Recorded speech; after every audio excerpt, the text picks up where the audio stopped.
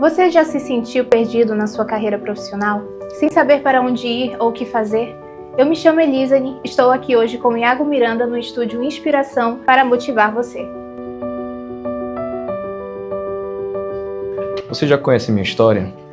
Eu sou o Iago Miranda, estou aqui no estúdio Inspiração hoje para o meu primeiro podcast. Eu vou falar um pouco sobre a minha trajetória profissional. Eu acredito que é uma trajetória que muitos estudantes devem ouvir, para criar uma nova perspectiva. Algumas vezes você se encontra perdido na sua carreira profissional, mas você precisa de uma pitada de inspiração. Hoje eu estou aqui no Estúdio Inspiração, essa equipe é maravilhosa e eu acho que a gente vai poder fazer muita coisa divertida e inspirar muita gente.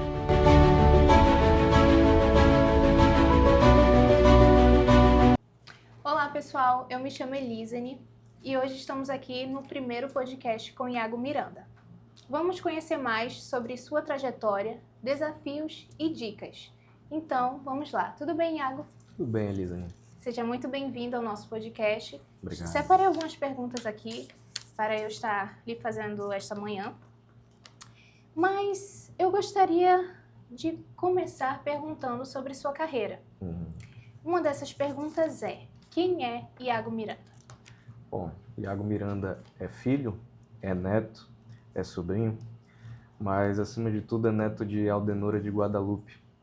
Essa senhora, ela representa o que é de mais genuíno em relação à fé na minha vida. Porque é uma senhora que perdeu a visão por volta dos 55 anos, e na minha infância eu cuidava dela, passava muito tempo com ela, e a fé dela foi o que sempre mais me surpreendeu, apesar de que ela tinha certas dificuldades, por conta da visão, ela nunca deixou nada abalar ela. Nunca fez algum tipo de blasfêmia e era muito filantrópica. Quando minha avó era um pouco mais jovem, ela ajudou muitas pessoas a conseguir aposentadorias e benefícios, com o conhecimento dela.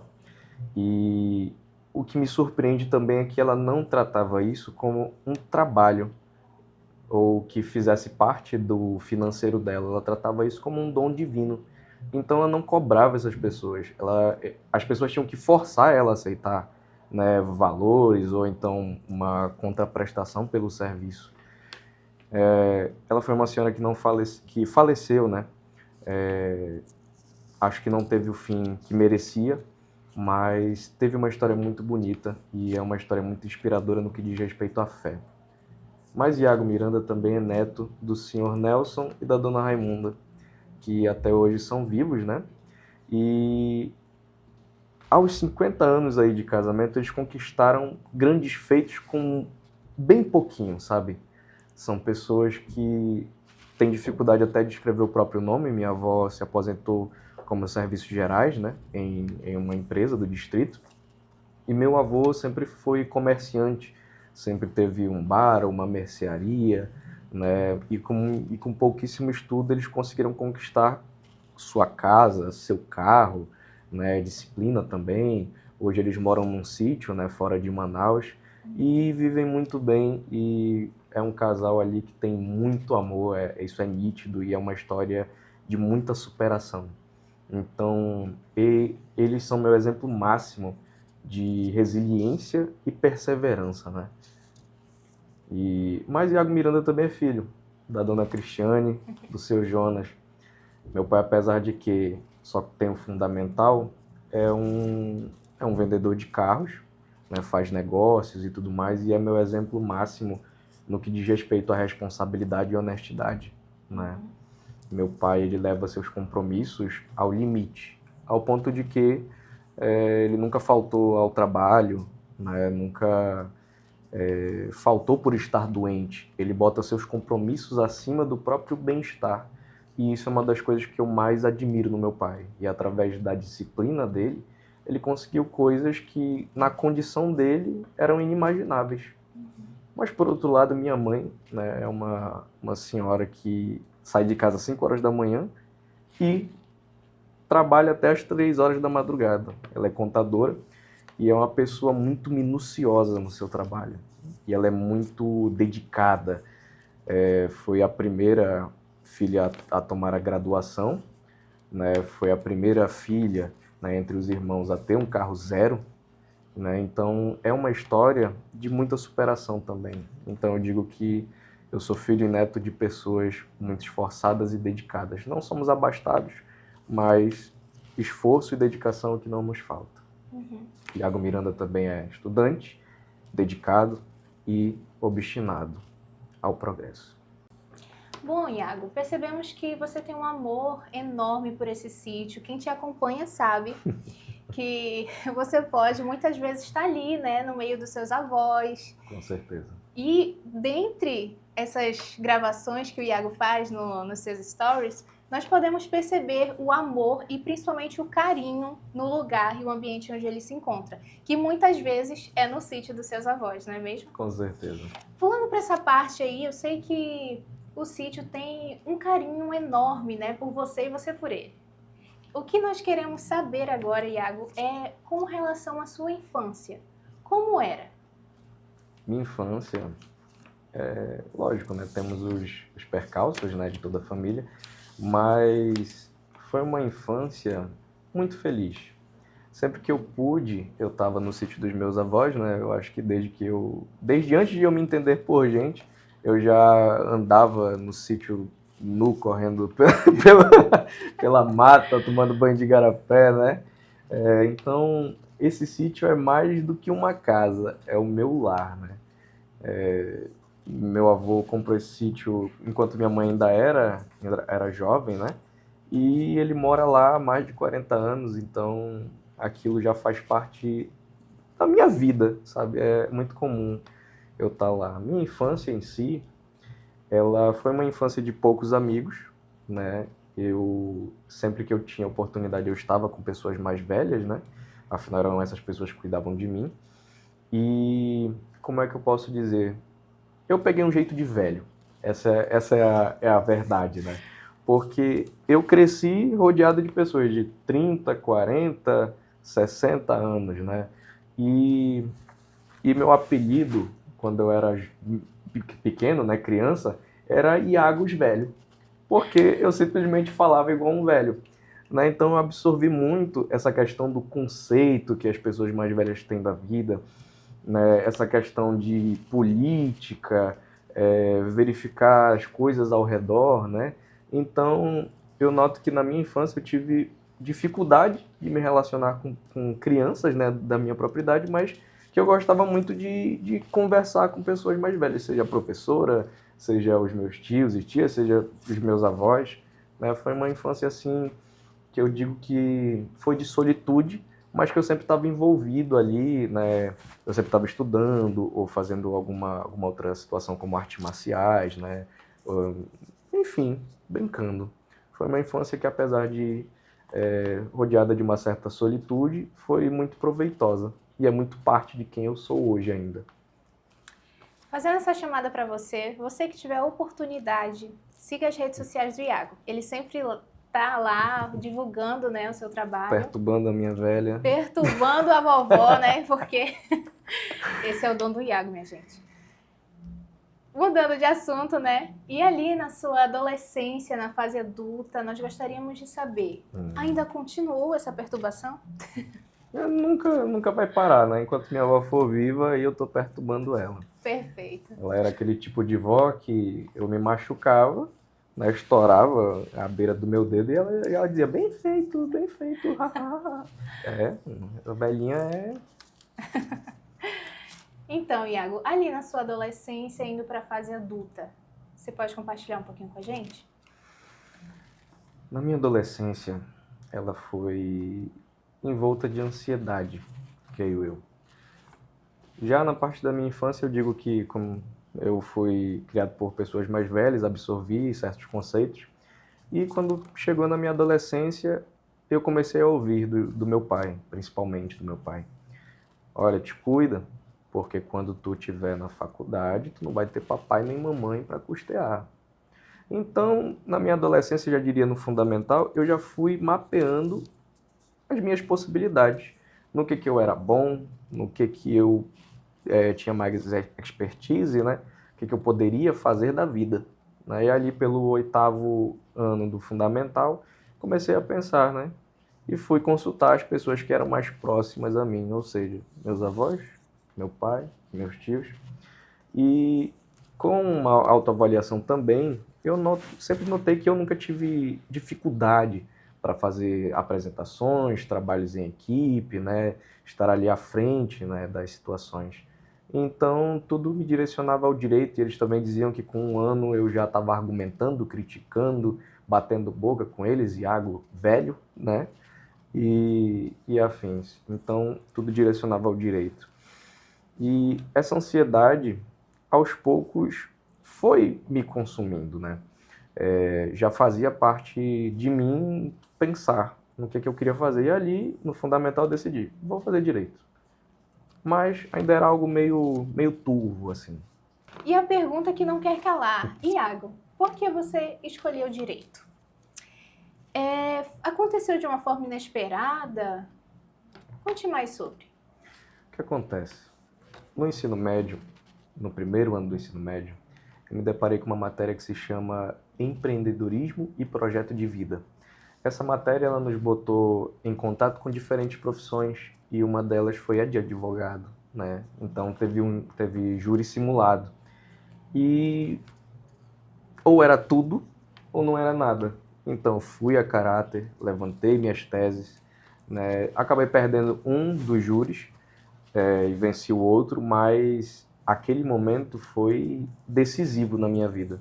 Eu fiquei arrepiado, né, defendendo minhas teses, né, ali perante os jurados, né, a minha sala e tudo mais. E naquele momento eu defini que não poderia ser outra coisa senão o direito e a advocacia. Perfeito. E, assim, como você iniciou sua carreira nessa área específica? Teve algum momento decisivo que direcionou você a essa jornada? Bom, no ano de 2019, né, 1 ano depois de ter vencido o júri, a dona Cristiane, minha mãe, verificou que eu já tinha decidido que eu seria. Então ela me deu meu primeiro vade-mecum. Tem até uma imagem, uma mensagem muito fofa dela aqui, né, mas isso vai ficar nos meus segredos. Coisa de mãe. Mas eu já havia decidido no ensino médio o que eu faria da minha vida. E eu vou ser advogado, né? Então, eu precisava, o mais rápido possível, iniciar minha faculdade, né? Logo finalizando o ensino médio ao final, como meu pai disse, eu não teria papai para pagar minha faculdade. Então, pouco antes de terminar o ensino médio, eu passei no processo seletivo da Samsung, que inclusive tive a oportunidade de participar, né, do jurídico, né, dessa grande indústria, e foi uma experiência maravilhosa. Mas, com a Samsung, eu passei a custear os meus primeiros anos da faculdade. Teve algum momento decisivo que direcionou sua jornada profissional? Bom, eu iniciei, né, minha carreira profissional em si aos 14 anos. Né? Por quê? A minha avó ela sempre foi muito preocupada com o nosso progresso, com o nosso desenvolvimento no mercado de trabalho. Então, ela simplesmente marcou com a minha mãe que eu ia com ela ao centro, 3 horas da manhã, tirar minha carteira de trabalho. E eu achava que ia ser uma coisa tão rápida. Acordei 3 horas da manhã, ônibus, fui até esse local, mano, que tinha de gente ali 3 horas da manhã para tirar essa bendita carteira de trabalho, não era normal, não.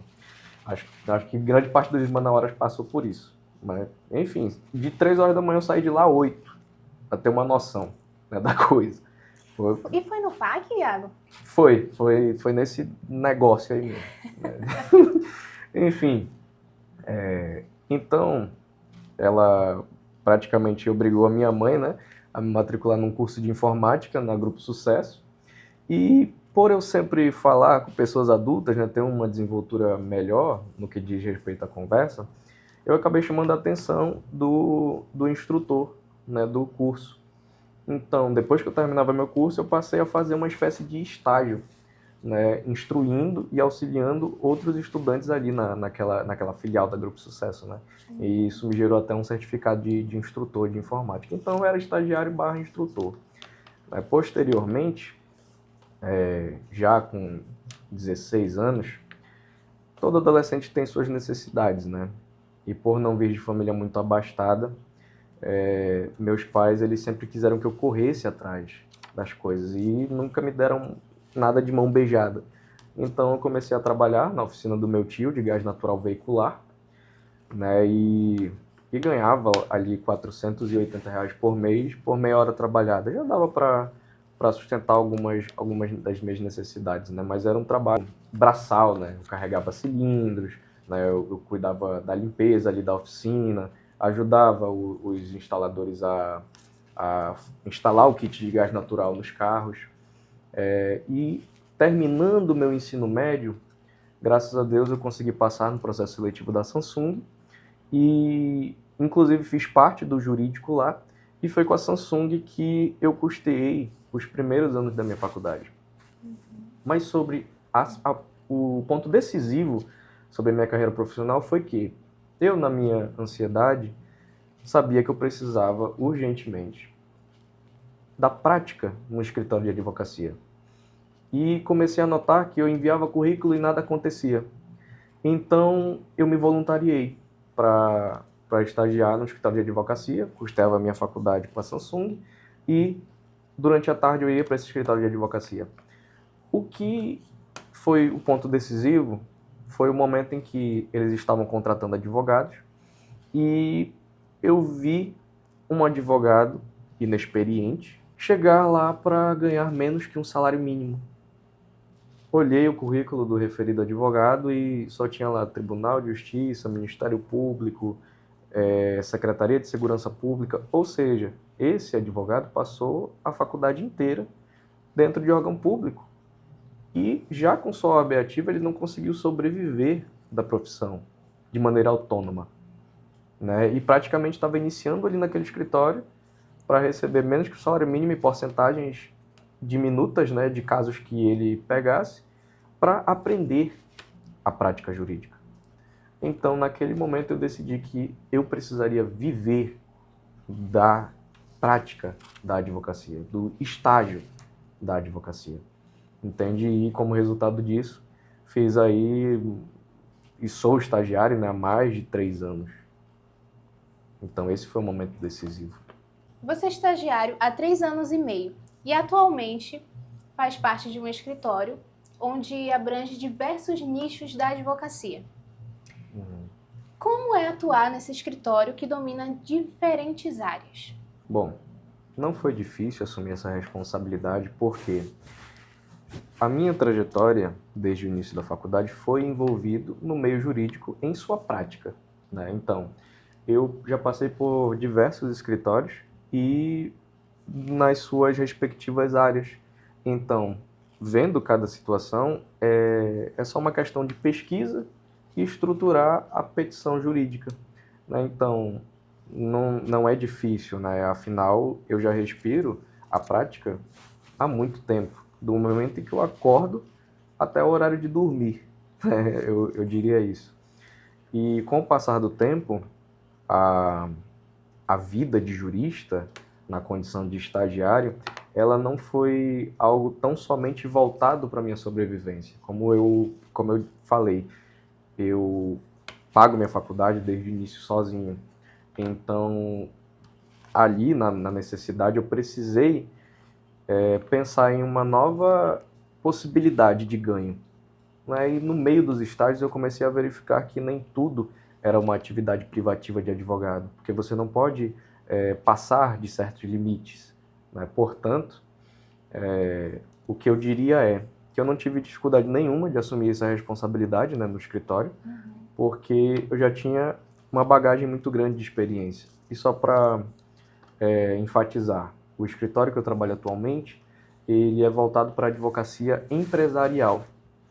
Por isso que ele tem tantos nichos, né? Quando você entra na advocacia empresarial, você vê o civil, você vê consumidor, você vê trabalhista, aparece situação de família no que se refere a sucessões, você vê tributário, você vê direito penal, porque quer queira ou quer não, existem sócios, esses sócios às vezes cruzam certos limites. Então, o bom da advocacia empresarial é que você é envolvido em praticamente todos os nichos e você é muito bem remunerado por isso. Iago, vemos assim um pouquinho mais sobre a sua infância, sua trajetória, um pouco da sua família, da sua mãe, que foi muito importante na sua trajetória principalmente. Com certeza. Conseguimos ver isso nitidamente, não é? E eu quero te perguntar agora, quais foram os desafios mais marcantes que você teve na sua carreira profissional? E teve algum momento que dê para você compartilhar conosco sobre a sua carreira e como você lidou com isso, sendo bom ou ruim? Tem sim. O que acontece? Eu acho que a dificuldade em si foi a sobrevivência. Por que a sobrevivência? Porque muita gente vai me entender. Você não consegue sobreviver com uma bolsa de estágio, que dirá pagando a faculdade. Então, eu precisava pagar minha faculdade, comer quando possível, né? Os meus colegas... Eu não costumo levar meus problemas para a faculdade, mas meus colegas dizem que eu não tenho um dia triste. Mas muitos deles não sabiam que naquela cantina, às vezes, era a minha primeira refeição depois do café.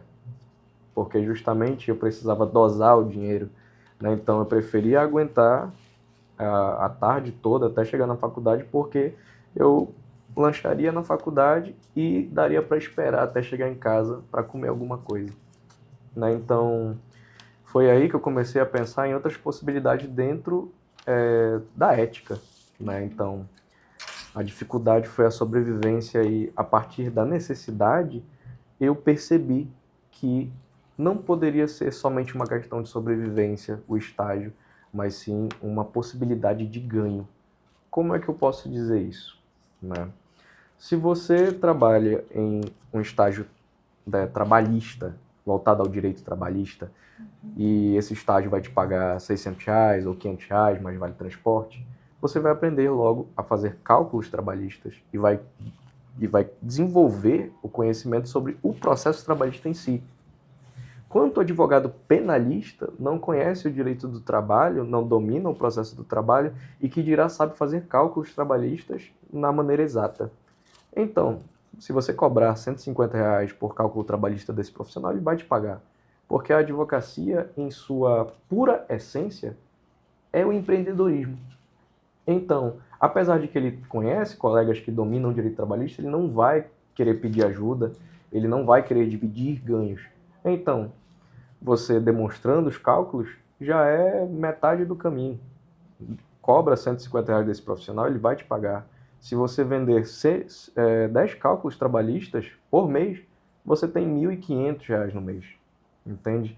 Então, o direito, ele me proporcionou isso, né? Através das minhas dificuldades e necessidades, eu pude fazer um bom network, né, tomando essa iniciativa e gerando credibilidade com o meu trabalho.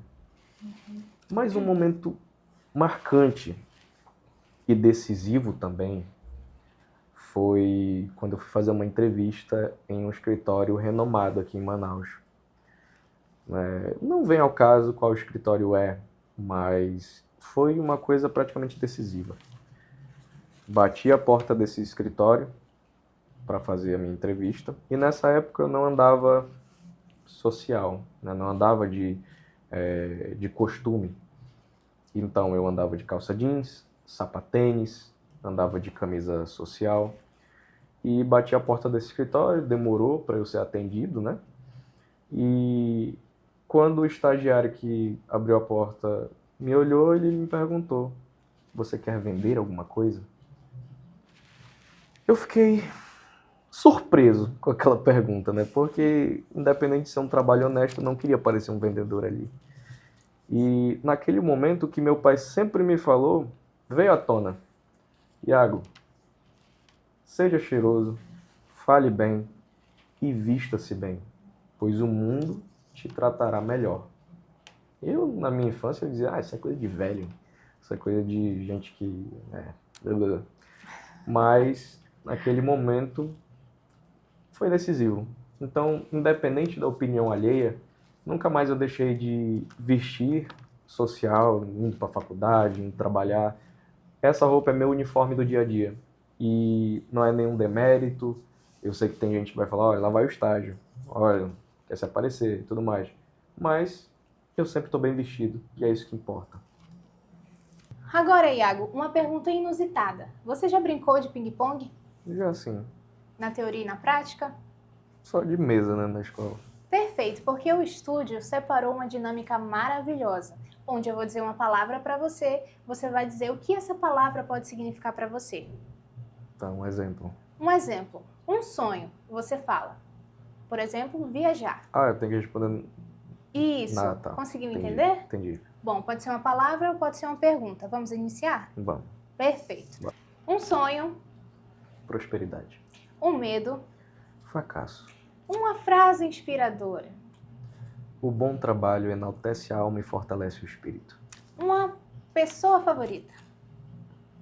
Nelson Williams. Por quê?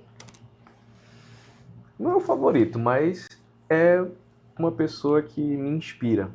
Porque Nelson Williams é uma pessoa que veio do nada, não teve oportunidade, por uma questão de sobrevivência, né, de estagiar em escritório de advocacia, afinal ele deveria pagar a própria faculdade. E fora outros custos, né, uma pessoa que veio do interior e foi para a capital, né, para poder estudar e trabalhar, né, e acreditou no seu propósito acima de tudo, e com isso fundou o maior escritório de advocacia da América Latina, em termos de corporação. Então, para mim, ele é a maior inspiração. Uma coisa que você odeia, Lentidão. uma coisa que você ama. Minha avó. Minha vovó. E o Cício também. A gente brinca lá em casa que se a minha mãe for competir com a minha avó, ela perde. E perde mesmo, eu amo aquela velhinha. Gente do céu, imagina a brincadeira que pode ser isso aí, hein? Uma mensagem para finalizar o seu podcast com chave de ouro. Eu acredito que se você tem um propósito na vida, deve acreditar e agarrar isso com garras e dentes. Se você acreditar no seu propósito, nada pode te abalar, porque uma das coisas que eu mais ouvi no início da faculdade foi do meu pai. Iago, eu nunca te vi estudar, nunca te vi ler livros, nunca vi você com essa prática e tudo mais. Mas se você acreditar no próprio propósito, acredite. Você pode superar as suas expectativas, assim como eu já superei as minhas. Perfeito, então. Muito obrigada, Iago, por compartilhar a sua experiência e tantas dicas conosco. Tá Obrigado, bom? Lívia. Encerramos aqui o nosso primeiro episódio desse podcast. E para você que nos acompanhou até aqui, siga o podcast, ative as notificações e compartilhe deste episódio. Nos vemos No próximo episódio. Tchau, tchau!